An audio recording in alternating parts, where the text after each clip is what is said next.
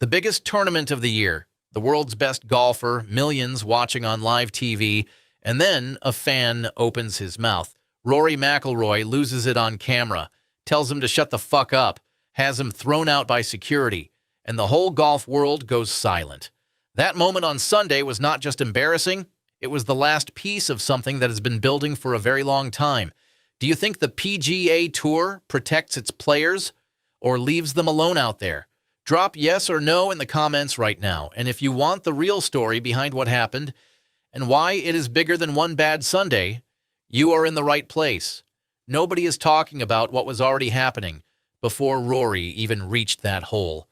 And once you hear it, Sunday hits completely differently. So let's go back. Final round.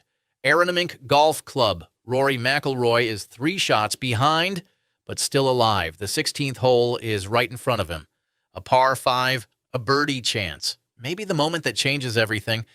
He hits the shot. It comes up 1 yard short, bounces into the bunker. Championship over. Right at that moment, a fan yells from the crowd, a USA chant. Right there, right then. Rory turns around. CBS cameras catch all of it. He looks straight at the fan, says, "Shut the fuck up," loud enough for the broadcast to pick it up, then points the man out to security and has him removed. Some people at home said Rory overreacted. That USA is just harmless fan noise.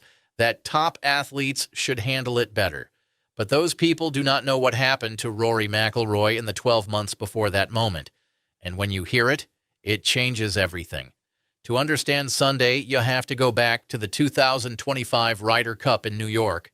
Rory was leading Team Europe at Bethpage Black. The crowd was loud and for a big part of it, completely out of control.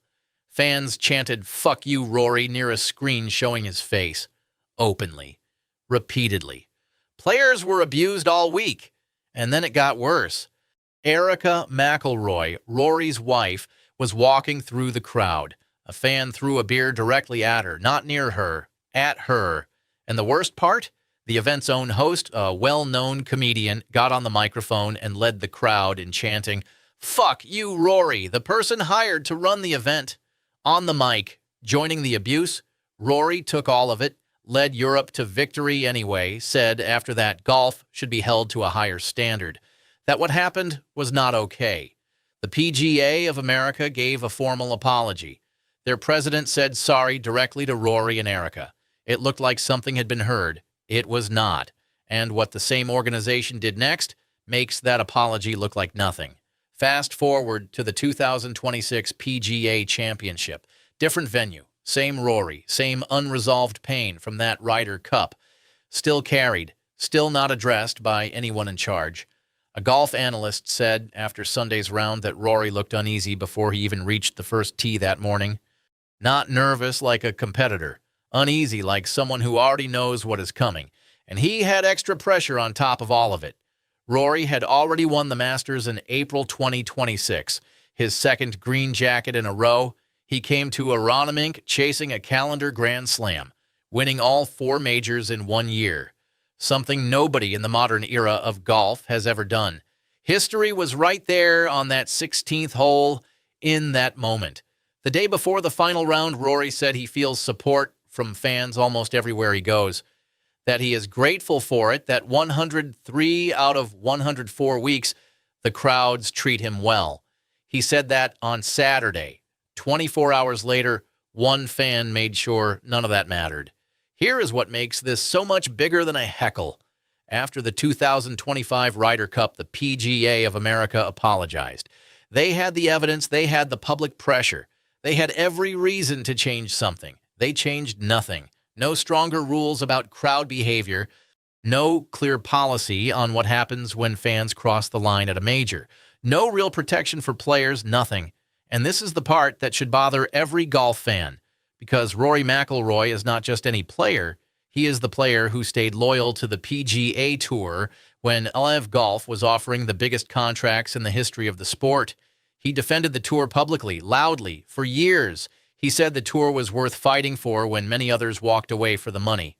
That loyalty is exactly why what the tour is doing right now is so much more damaging than it looks on the surface, because while all of this is happening to their biggest star, The tour is already in serious trouble everywhere else, too. LIV Golf is falling apart. Saudi Arabia is pulling its money after the 2026 season. The merger that was supposed to fix everything never happened. Stars are skipping playoff events. A tour official publicly said he was very concerned about top players not showing up to their own postseason. The tour is under pressure from every direction at once, and right in the middle of all of it, their most important player is snapping at fans on live television because the organization has never properly dealt with a problem they have known about for over a year.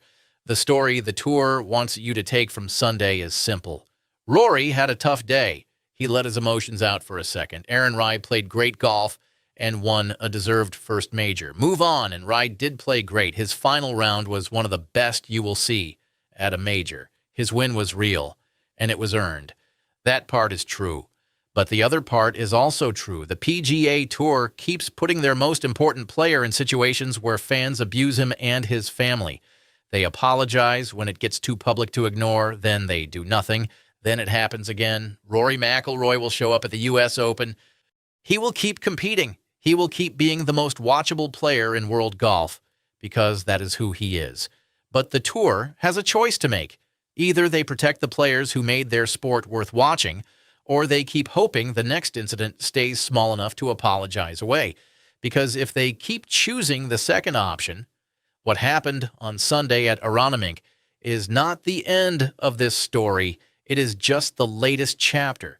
So here's my question for you. Do you think the PGA Tour is doing enough to protect Rory McIlroy and players like him? Or is this on the players to handle themselves? Tell me in the comments. I want to hear your honest take. And if this is the kind of real breakdown you want every week, not just highlights, but the full story, subscribe to the channel because this conversation is far from over.